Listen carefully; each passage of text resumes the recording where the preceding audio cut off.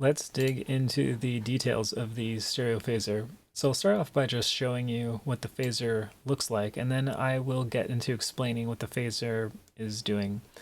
So I have noise going through this unit right now. Let's just listen to it dry, and this is a spectrum analysis of it.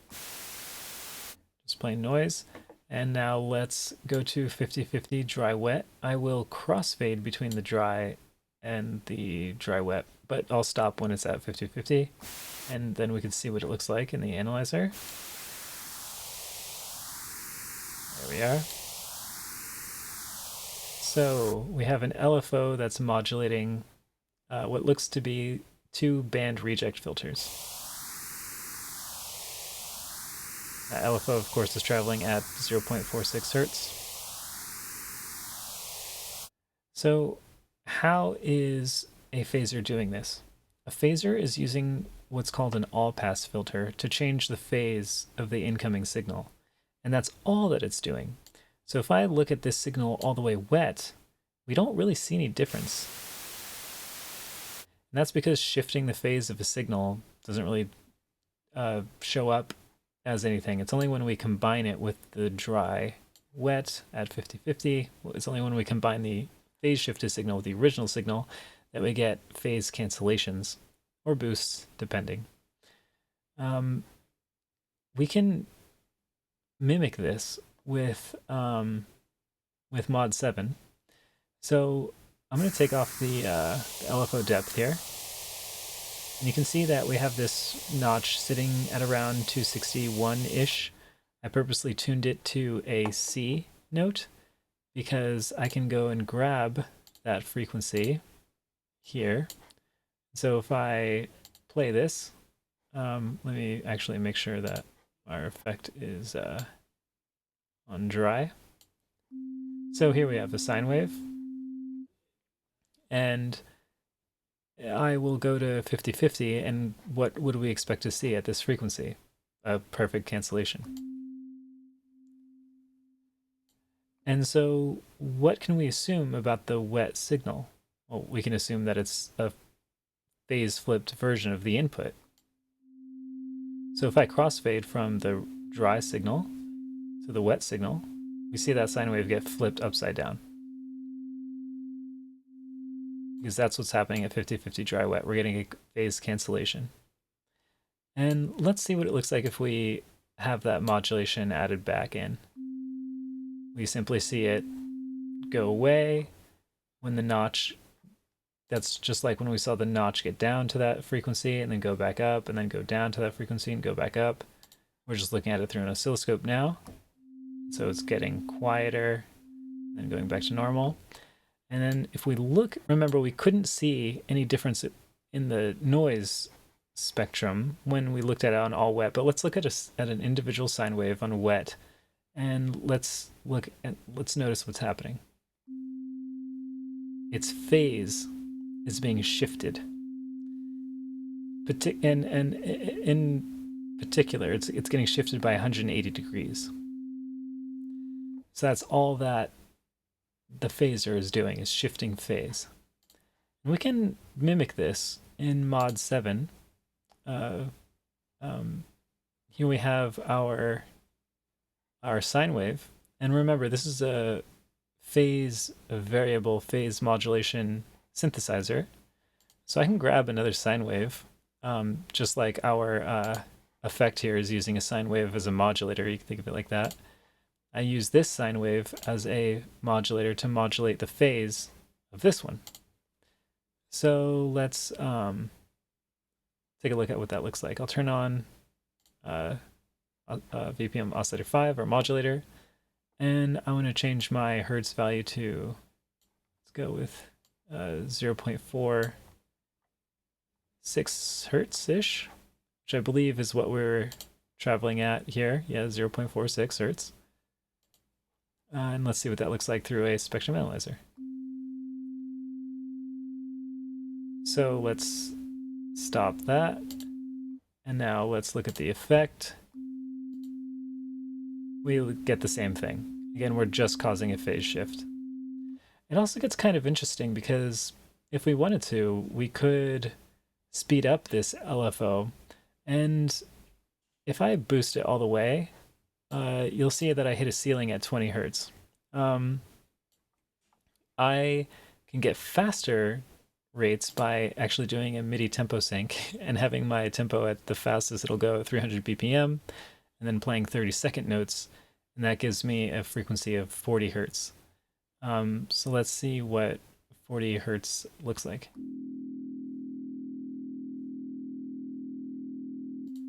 Now let's do the same thing, just to kind of drive this point home, just because I'm really curious about this. Turn this on. Let's go up to 40 hertz.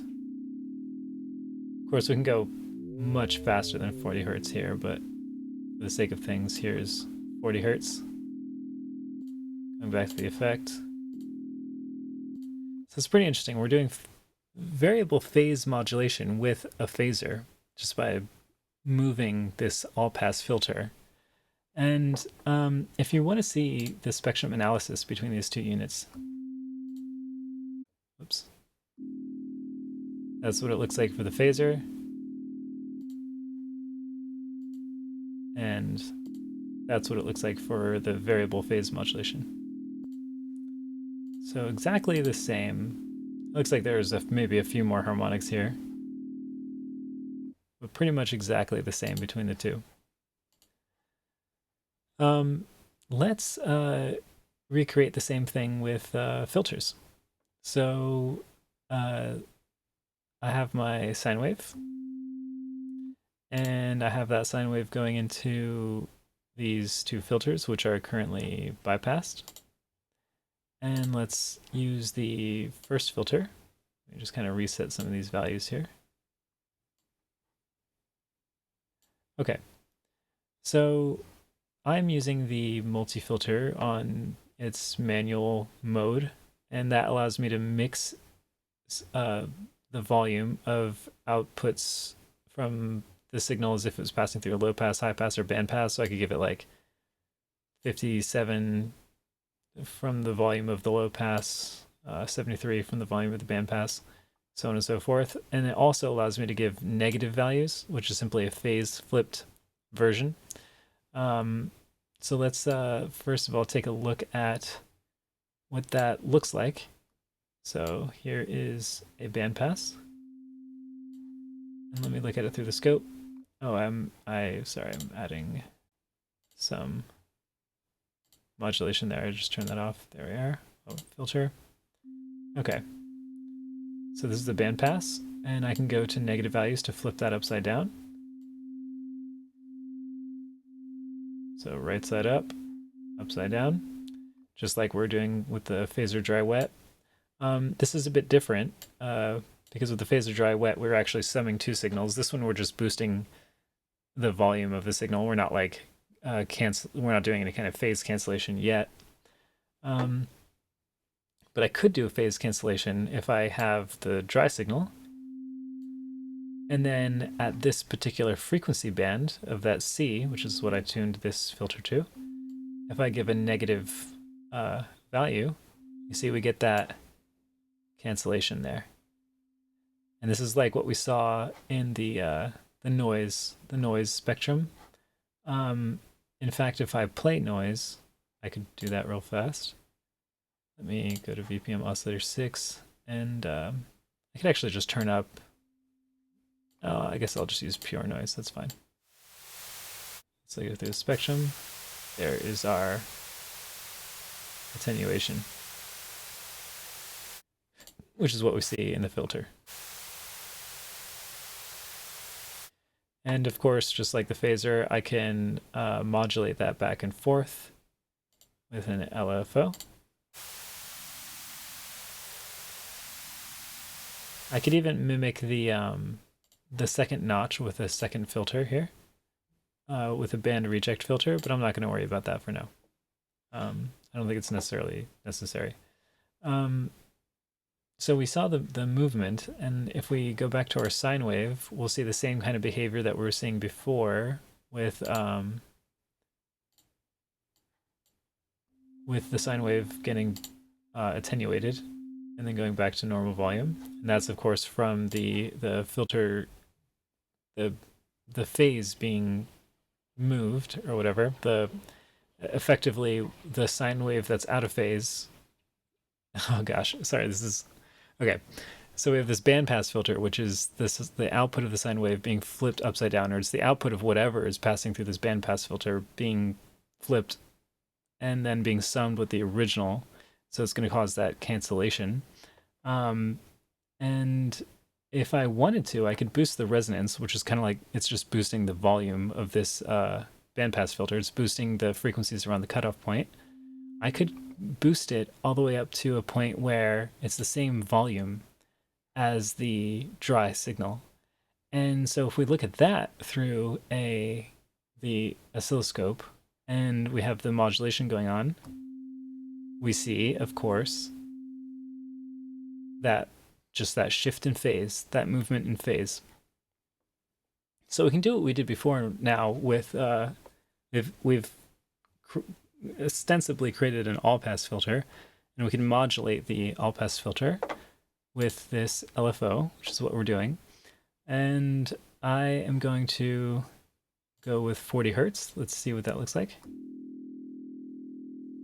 So what should technically like not be making any sound at all is causing a kind of distortion, you can think about it, or it's a phase modulation is really what it is. And so we see that's how it looks with just the filter. If I bypass that and go to our oscillator and turn on our modulator, this is what that looks like. And this is what the filter looks like. So again, we see the same kind of side bands.